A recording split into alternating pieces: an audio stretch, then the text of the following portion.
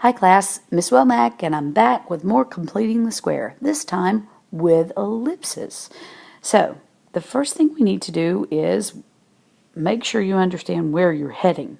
We want the standard form of an ellipse, which looks like this little picture down here.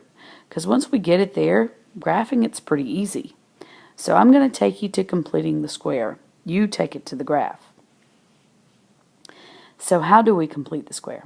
Well, the first thing we have to do is we need to kick a couple things to the curb or whatever we can, and I see that 49. Now, how can I get rid of it? Well, you're going to take it away because I see a addition sign there, so we're going to subtract that from both sides and take a little shortcut here and just write negative 49. Now, I'm going to regroup this a little bit and put my 4x squared with my x. 32x, and leave a little space there, and then I'll move into my y's. Y squared minus 14y, leaving a little space there. So we're ready to start our square completions, or are we? We're not exactly there. Let's first factor out the greatest common factor with what we see here on the x, and I see a factor of 4. And so that I can have that leading term, that lead coefficient of 1 that I so desire. So I can write easy, complete the squares. And also if you do 32 divided by 4, you get 8. Making sure not to lose that sign. And now I can take half of 8, which is 4, square it, and I get plus 16.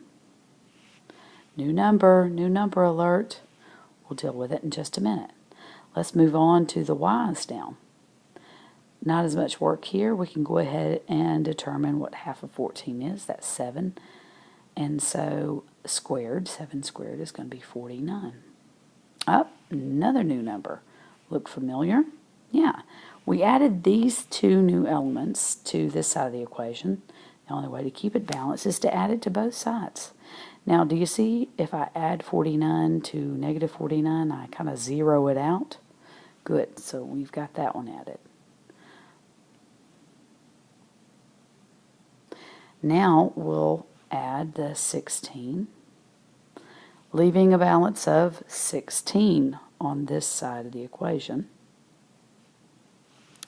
Now we'll go back and work on our squares. Here they go.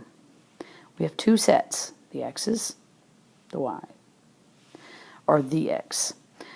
So now we're going to bring down that lead coefficient, and I'm looking for a number that when multiplied by itself gives me 16, but when added to itself gives me negative 8.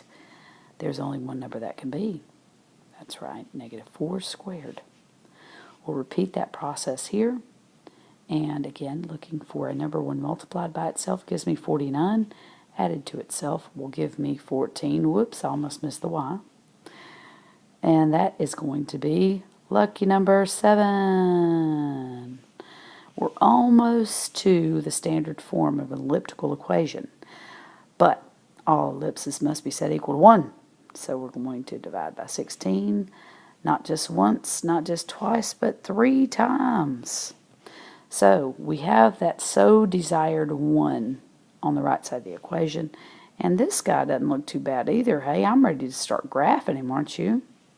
So there's only one decision to be made. Let's reduce this right here, and I know that there are 4 4s in a 16, so I can reduce that by putting x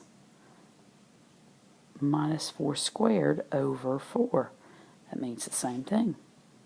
So I'm ready now to go and graph it. Good luck, guys.